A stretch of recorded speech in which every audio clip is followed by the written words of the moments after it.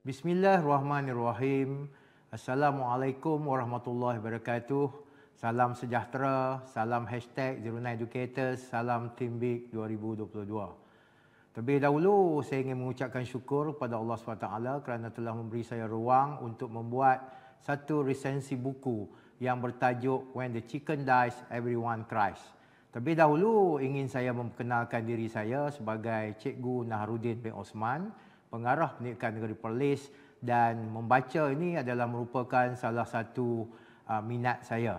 Dan banyak buku-buku sama ada dalam bahasa Melayu ataupun dalam bahasa Inggeris yang saya telah baca, dan buku-buku yang saya suka adalah buku-buku yang bersifat kepimpinan dan ditulis dalam bahasa yang santai. Dan untuk kali ini saya telah membeli buku ini semasa saya dalam perjalanan ke Labuan untuk satu mesyuarat Kementerian Pendidikan Malaysia. Dan seperti mana biasa, apabila saya membeli buku, saya akan membaca 30 muka surat yang pertama, 30 muka surat yang di tengah dan 30 muka surat yang terakhir untuk saya mendapat sedikit sebanyak impression tentang buku itu dan juga tentang isi kandungannya. Dan alhamdulillah dalam masa lebih kurang 2 minggu saya telah habis membaca buku ini. Jadi buku ini ditulis oleh seorang penulis tempatan yang bernama Bonsiri Somchit, seorang yang berketurunan Thai yang pada ketika kecilnya beliau tinggal di sebuah perkampungan di Alor, dan kemudian beliau telah berjaya dalam penghidupan beliau yang mana beliau telah mengetuai dalam satu unit di sebuah organisasi global yang berkaitan dengan financial. Dan beliau telah menulis bagaimana beliau menggunakan pengalaman beliau ketika beliau kecil, ketika beliau bersama keluarga, bersama kawan-kawan, bersama rakan-rakan sekampung ini, bagaimana segala kemahiran-kemahiran ini telah beliau gunakan dalam mengetuai organisasi untuk membuat transformasi.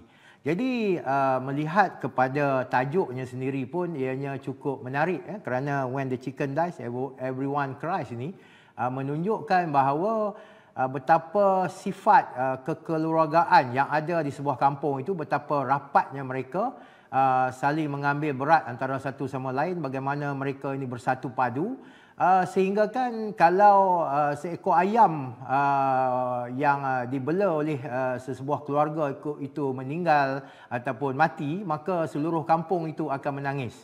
Jadi apa yang menarik perhatian saya untuk membeli buku ini apabila saya melihat kandungannya, yang pertamanya, walaupun buku ini ditulis dalam bahasa Inggeris, tetapi ianya menggunakan bahasa yang cukup santai, cukup mudah difahami, yang mana saya rasa kalau kita bukan begitu mahir dalam bahasa Inggeris pun, kita dapat membaca buku ini dengan begitu lancar dan kita dapat menghayatinya.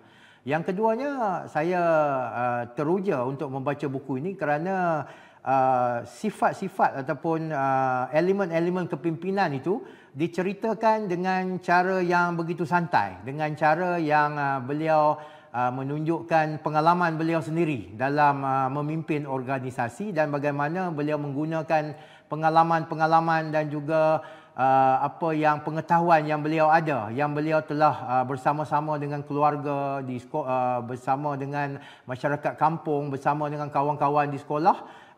Elemen-elemen itu beliau gunakan semula ketika memimpin organisasi tersebut. Jadi apa yang ditulis ini, itu Authentic Leadership and Life Lesson from the Heart of Kampung, itu sebenarnya kita semua telah mengalami, kebanyakan kita telah mengalami experience ataupun pengalaman ini, tetapi kita tidak dapat menggunakannya ketika kita menjadi pemimpin sesebuah organisasi.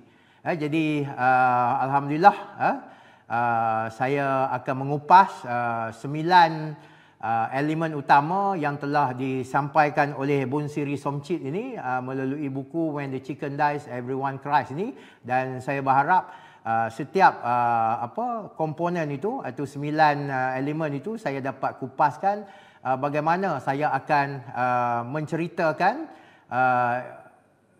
macam mana saya relatekan apa yang ditulis oleh penulis ini dengan pengalaman saya sendiri memimpin Jabatan Pendidikan Negeri Perlis ni dengan pelbagai pendekatan kepimpinan yang saya gunakan. Inilah dia buku yang telah saya baca itu. Jadi kalau tuan-tuan tengok muka hadapannya juga cukup menarik dengan tajuknya yang begitu catchy, dan di atas ini ada satu kepala ayam yang terbalik dan di sini ada kaki ayam. Jadi dia memberikan kita seolah-olah satu inquiry based learning, apa yang sebenarnya terkandung di sebalik buku ini. Jadi yang pertamanya kulit hadapannya pun sudah menarik, dan kemudian di belakang ni ada sedikit sinopsis lah yang dia menceritakan bahawa konten buku ini adalah berkaitan dengan leadership wisdom. Okey, yang datang daripada tempat yang tidak kita jangka, dan ada sedikit sinopsis tentang buku ini, dan harganya adalah RM57.40, which is saya rasa cukup berbaloi lah dengan apa yang kita dapat apabila kita membaca buku ini.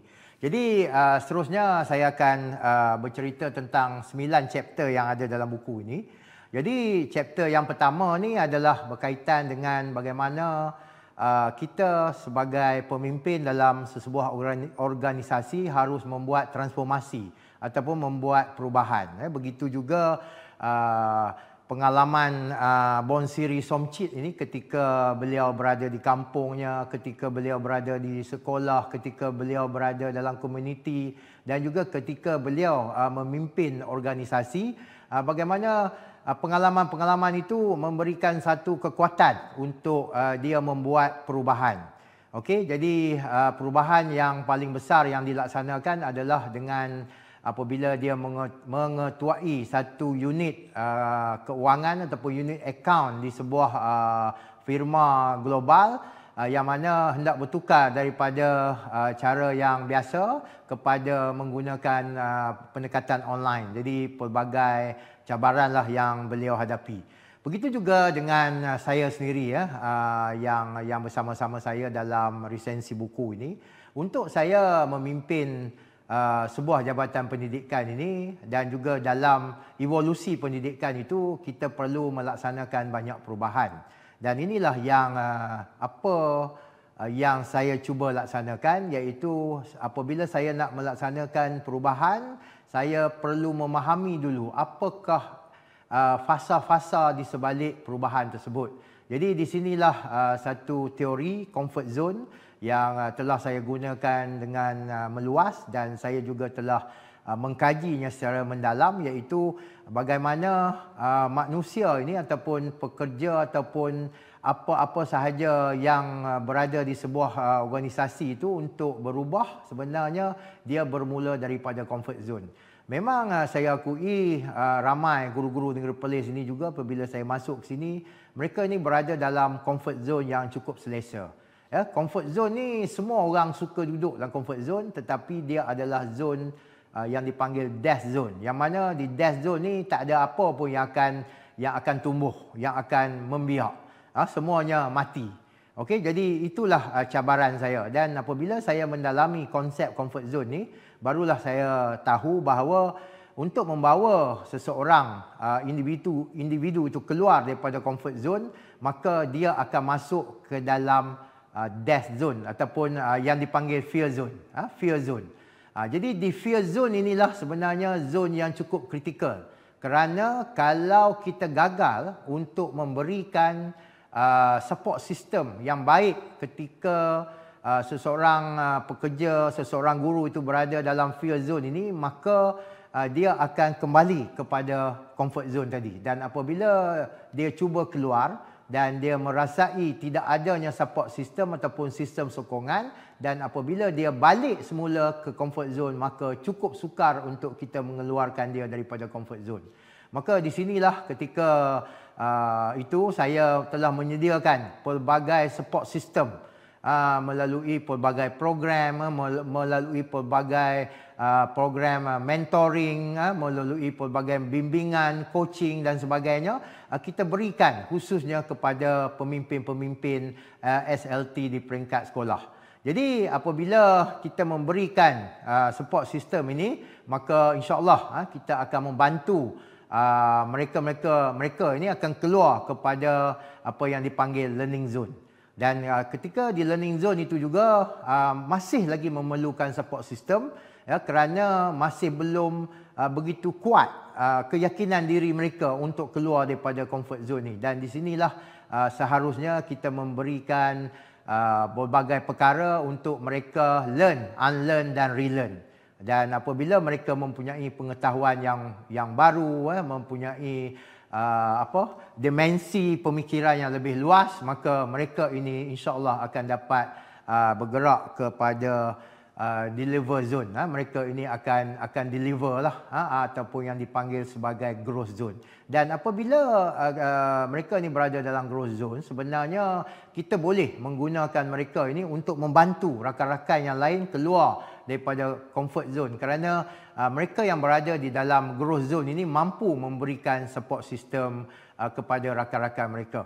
Jadi untuk pelaksanaan ini ada 4 perkara yang kita mesti fahami, iaitu yang pertamanya memastikan orang yang keluar pada comfort zone ni, mereka ini sedar bahawa mereka ini sedang berada di comfort zone. Seterusnya hendaklah kita memastikan detailing itu, apa yang sebenarnya mereka ini berada dalam comfort, apa kesan daripada comfort zone yang mereka berada ini.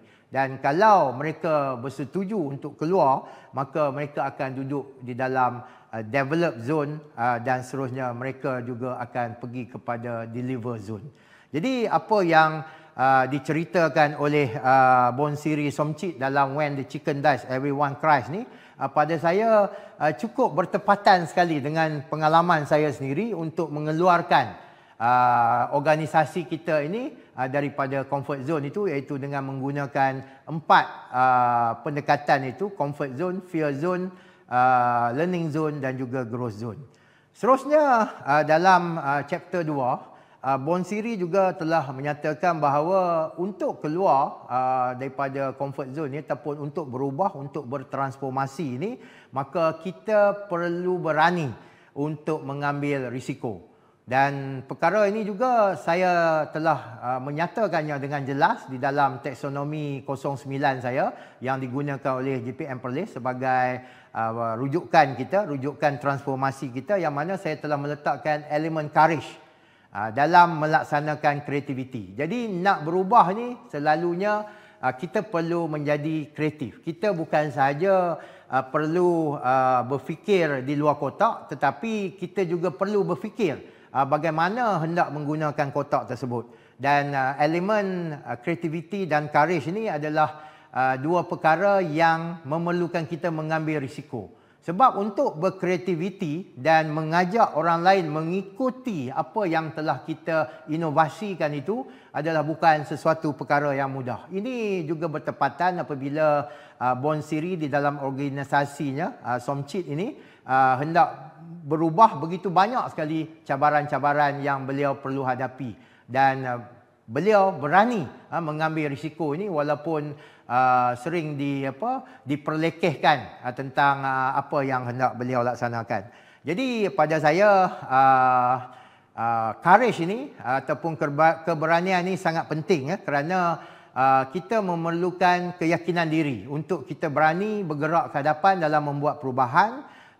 Begitu juga dalam aspek untuk kita mempengaruhi rakan-rakan sejawat dalam menyertai kita untuk membuat perubahan.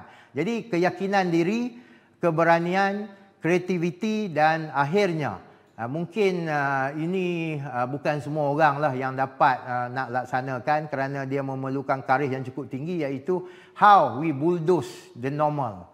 Kan, bagaimana kita melanggar kenormalan yang selalu orang laksanakan ini. Jadi pada saya sometimes saya memegang kepada it is lebih mudah untuk mendapatkan kemaafan daripada untuk mendapatkan kebenaran. It is easier to get forgiveness rather than to get permission. Dan ini juga ibarat kita mesti juga ada kemahiran lah, kerana ibarat kita membengkokkan pembaris plastik. Kalau kita salah bengkok, maka pembaris itu akan patah dan juga mungkin pembaris itu akan membidas ke muka kita sendiri. So, jangan takut untuk menjadi berani dalam kita nak melaksanakan perubahan.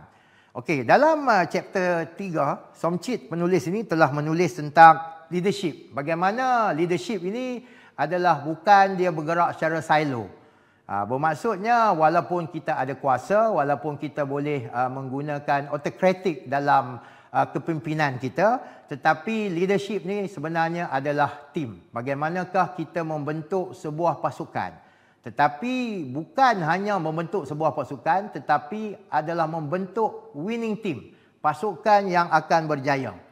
Di sinilah perlunya kita mempunyai kemahiran untuk mempengaruhi orang lain bagi mengikuti kita. Tetapi dalam nak mempengaruhi orang lain ini, maka kita perlu mempunyai pengetahuan yang baik, kita perlu mempunyai komunikasi yang baik dan juga kita perlu juga mempunyai satu perkara yang dinamakan appreciation skills. Bagaimana kita appreciate orang-orang yang telah membantu kita ini.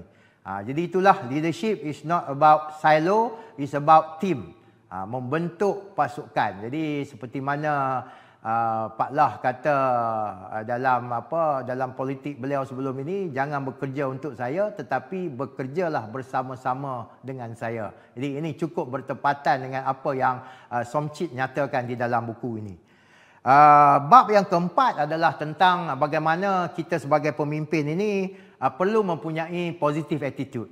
Ini dikaitkan oleh Somchit dalam pengalaman beliau di kampung, bagaimana ada orang-orang yang lebih miskin di kampung beliau, tetapi apabila dimohon pertolongan, mereka ini tidak berkira. Mereka ini sanggup saja menolong, menggunakan masa yang ada untuk membantu orang lain. Kerana mereka ini ada positive attitude, walaupun kadang-kadang bantuan yang diberikan itu tidak memberikan sebarang pulangan kepada mereka. Jadi ini cukup terkesan kepada saya kerana dalam kita hendak melaksanakan tugas kita di Jabatan Pendidikan Negeri Perlis ni sebagai guru, sebagai apa, dan sebagai kita hendak menjadi seorang guru yang membimbing generasi yang akan datang, kita tidak boleh hanya berteraskan kepada job description yang kita ada. Kita tidak boleh hanya datang sekolah 7.30, habis sekolah pukul 2.30, maka kita dah nak balik. Tetapi yang pentingnya, besides the job description kita tu, kita perlu ada rasa tanggungjawab. Seterusnya, menjadi guru ini perlu ada rasa tanggungjawab yang cukup besar kerana kita membina satu generasi. Dan di dalam satu kumpulan itu ada yang pandai, ada yang sederhana pandai dan mungkin ada yang sedikit perlahan. Jadi seharusnya lah kita bukan sahaja melihat kepada habisnya silibus maka selesailah tanggungjawab kita, tetapi kita juga harus melihat bagaimana adakah semua pelajar kita ini telah menguasai apa yang kita ajar kepada mereka. Sekiranya ada di antara mereka yang belum menguasai, maka sewajarnya kita melaksanakan kerja-kerja lebih masa, kerja-kerja tambahan, pengajaran di luar daripada masa bekerja kita untuk membantu anak-anak murid kita ini. Jadi itulah perbezaannya antara JD yang ada dan juga tanggungjawab, terutamanya kita sebagai guru yang seharusnya berkongsi ilmu kita, berkongsi kemahiran kita untuk menjayakan anak-anak murid kita mendapat satu keputusan yang baik dalam akademik dan juga menjadi manusia yang holistik ataupun yang sekarang dikatakan sebagai kemenjadian murid. Memasuki bab kelima yang bertajuk What Are You Waiting For? Somchit mula menyatakan bagaimana dalam kita memimpin sesebuah organisasi, kita perlu cuba merungkaikan proses yang ada untuk memberikan kemudahan. Ataupun apa yang saya telah cuba laksanakan di JPM Perlis ni adalah dengan menggunakan pendekatan simplicity of process.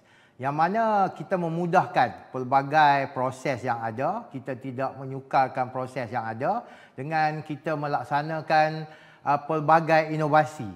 Sebagai contohnya, kalau sebelum ini kebanyakan kita menggunakan plan strategik yang dibawa oleh IAB dan sebagainya, tetapi saya mendapati bahawa apa yang cuba dirungkaikan oleh Somcit ini juga bertepatan dengan apa yang saya telah laksanakan, iaitu saya telah menginovasikan 3 tools yang kita telah gunakan dalam kita membuat perancangan. Yang pertamanya adalah menggunakan WH Graph, yang mana kita bertanya kepada diri kita di manakah kita berada, ke manakah kita nak pergi dan apakah cara yang kita nak buat dan adakah kita telah mencapai sasaran kita. Yang keduanya, kita telah juga menggunakan spiderweb, spiderweb solution, yang mana di situ kita telah menyenaraikan isu dan juga solusi kepada isu itu, dan seterusnya kita telah menggunakan pendekatan phase play, yang mana ada 4 kategori fasa yang setiapnya terdiri daripada pelbagai program untuk kita memudahkan tata cara kita melaksanakan program di sekolah-sekolah di negeri Perlis ini. Okey, dan untuk itu maka yang paling pentingnya adalah kita sebenarnya menyelamatkan masa. Begitu juga dalam mesyuarat-mesyuarat dan sebagainya. Saya memudahkan mesyuarat ini dengan kita membuat persediaan terlebih dahulu ataupun kita membuat pre-council meeting, supaya mesyuarat ini bukanlah menjadi medan untuk kita berdiskusi. Sepatutnya mesyuarat ini adalah menjadi satu medan untuk kita membuat keputusan berdasarkan kepada perbincangan-perbincangan yang telah kita laksanakan sebelum ini. Jadi pada saya, untuk melaksanakan perubahan ini, kita boleh melaksanakan perubahan, tetapi yang paling pentingnya adalah perubahan itu dapat dilaksanakan dalam kadar ataupun tempoh masa yang cepat ataupun dalam tempoh masa yang pendek. Boleh melaksanakan perubahan, tapi kalau terlalu lama maka ianya sudah tidak berkesan lagi. Jadi untuk tujuan itu, saya lebih terkesan mengikut juga apa yang disarankan oleh Somcit di dalam buku ini, iaitu adalah penting untuk pada fasa awal melaksanakan transformasi, kita perlu bekerja keras, dan selepas berlakunya transformasi dalam mindset organisasi kita, maka barulah kita boleh work smart. So work hard first and then you work smart. Dan di JPM Perlis juga kita telah menggunakan pendekatan yang lebih nampaknya agresif, iaitu work hard or go hard or go home. Maksudnya haruslah bekerja keras. Kalau tak mampu untuk bekerja keras, maka haruslah anda meninggalkan organisasi ini, kerana cara kerja anda ataupun phase kerja anda itu tidak sesuai dengan apa jenis perubahan yang kita hendak bawa. Okey, untuk bab 6, Somcit bercerita tentang komunikasi. Bagaimana pengalaman beliau ketika menjadi anak bongsu di dalam keluarga beliau, bagaimana beliau untuk mempengaruhi ibu bapa, abang dan kakak-kakak beliau. Komunikasi ini sangat penting. Begitu juga di kalangan rakan sejawat, bagaimana mereka ni ada geng perempuan, geng lelaki, bagaimana dia menggunakan komunikasi ni supaya mereka ini tidak dibuli oleh pasukan lelaki ni. Begitu juga di dalam sekolah dan sebagainya, di mana beliau telah menjadi ahli pasukan Girl Guide, bagaimana ada seorang yang di dalam pasukan kawat itu mempunyai koordinasi pergerakan badan yang sangat teruk, tetapi bagaimanakah nak berkomunikasi dengan beliau supaya beliau tidak terasa ataupun merajuk untuk terus berada dalam organisasi tersebut. Jadi saya juga percaya untuk komunikasi ini, kita sebagai seorang pemimpin memerlukan pelbagai bentuk komunikasi, tetapi yang pentingnya janganlah terlalu tinggi ego kita, ataupun terlalu merendahkan ego juga adalah tidak baik dalam aspek komunikasi sebagai seorang pemimpin. Kita masih perlu dihormati, tetapi pada masa yang sama kita masih perlu disenangi oleh pekerja-pekerja di bawah kita. Dan pada saya, dalam aspek komunikasi ini tidak ada salahnya Kalau kita memohon maaf kepada orang yang lebih rendah kedudukannya daripada kita, kalau kita ada melaksanakan kesilapan, kerana permohonan maaf itu sebenarnya adalah satu perkara yang sungguh menyentuh hati sesiapa saja yang menerima permohonan kemaafan daripada sesiapa sahaja.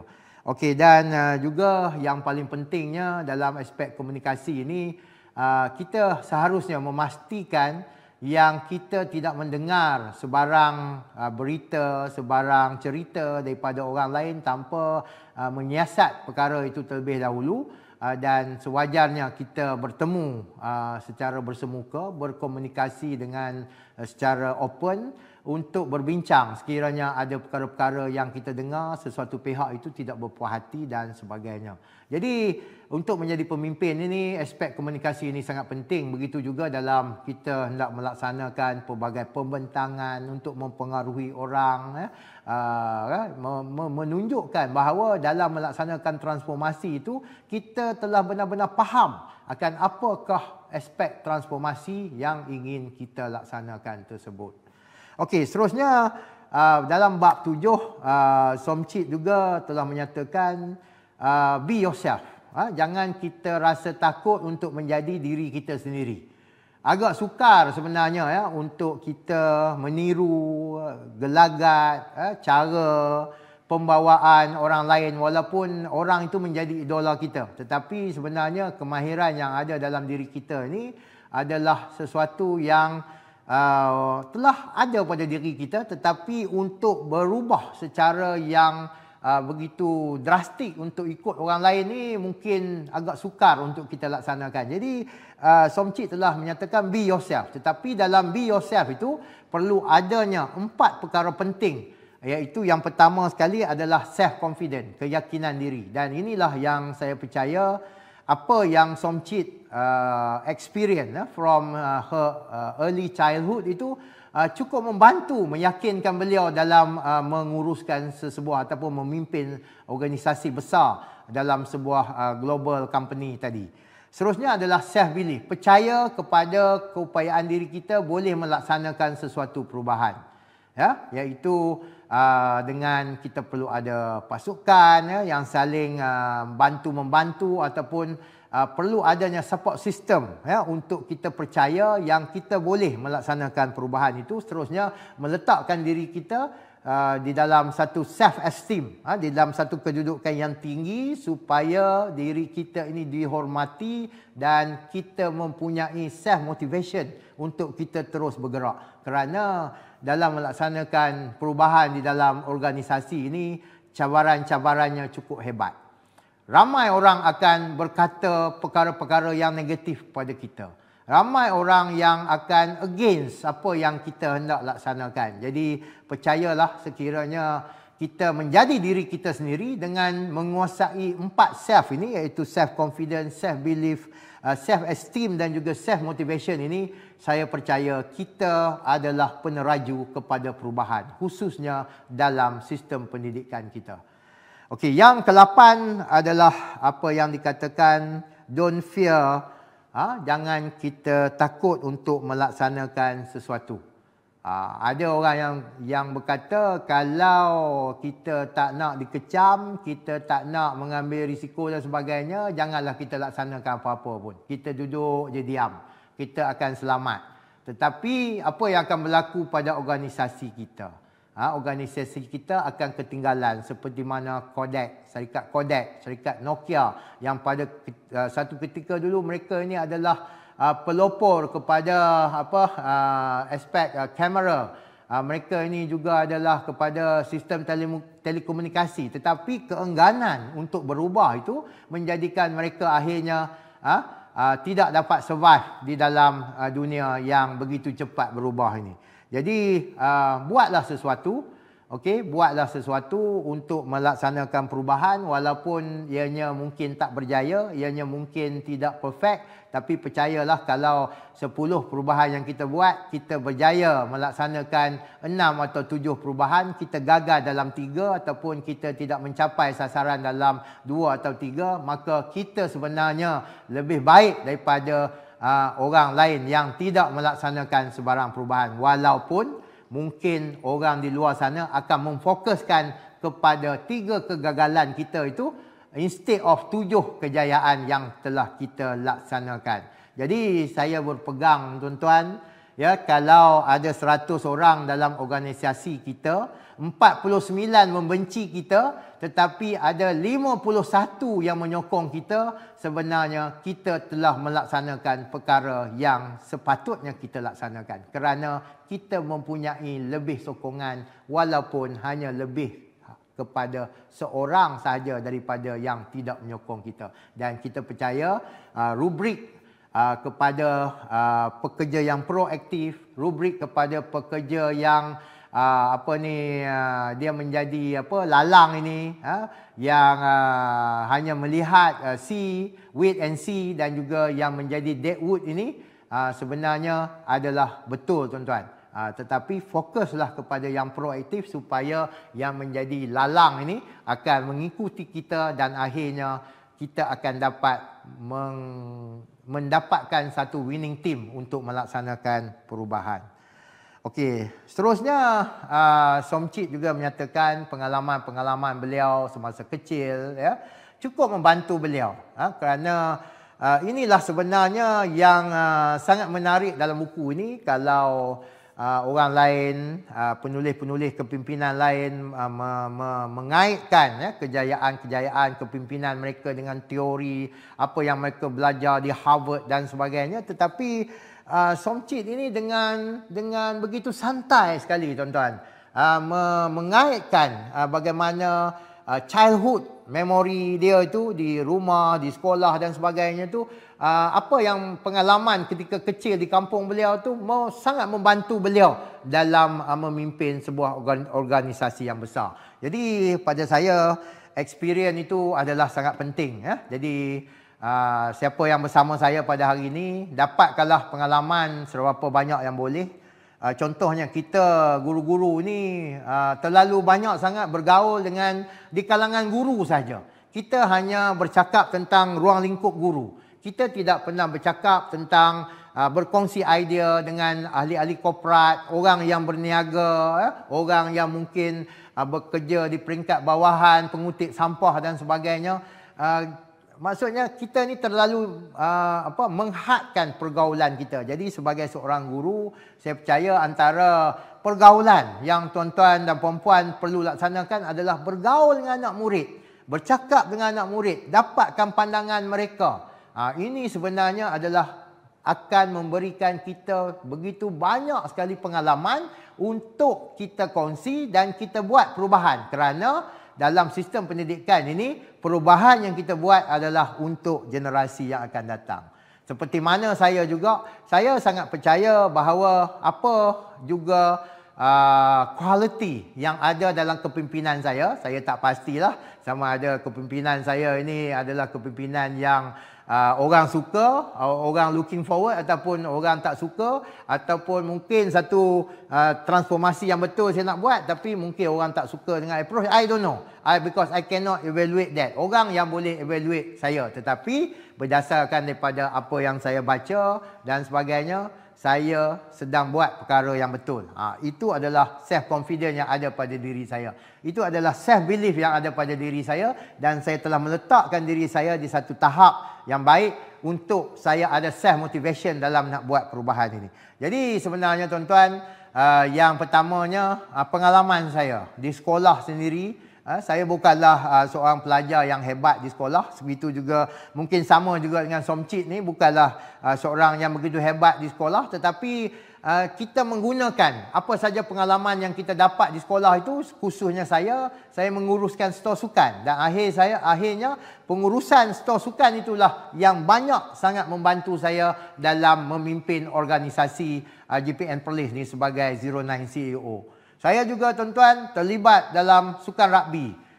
Bukan saja sebagai pemain tetapi juga sebagai jurulatih. Dan bila menjadi jurulatih, saya cuba untuk pergi kepada peringkat yang paling tinggi. Dan alhamdulillah sepanjang perjalanan saya itu, saya telah dihantar berkursus di luar negara seperti di New Zealand, di Australia, di England dan sebagainya. Dan ini sangat banyak membantu meningkatkan 4 self saya tadi. Dan itulah pada saya sangat percaya bahawa experience kita itu akhirnya akan membawa kita untuk memberikan satu kualiti kepimpinan kepada organisasi kita.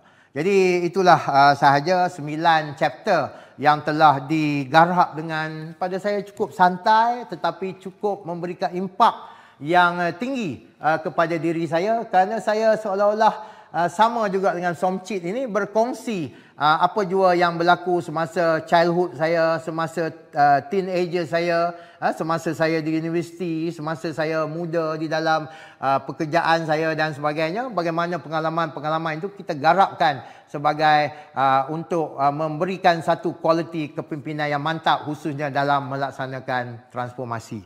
Jadi sekali lagi saya mencadangkan yang mana yang bersama saya ini untuk membeli buku ini, jangan pinjamlah daripada saya. Kita sama-sama juga bagi sedikit royalty kepada Somcit ini, membaca dan akhirnya kita mendapat pengetahuan, pengalaman dan juga kemahiran dalam kita memberikan satu kualiti kepimpinan yang baik kepada organisasi kita. Jadi saya rasa itu sahaja perkongsian resensi buku. Saya sangat berharap agar tuan-tuan mendapat sesuatu daripada perkongsian ini dan semoga kita berjumpa lagi. #09educators is the best.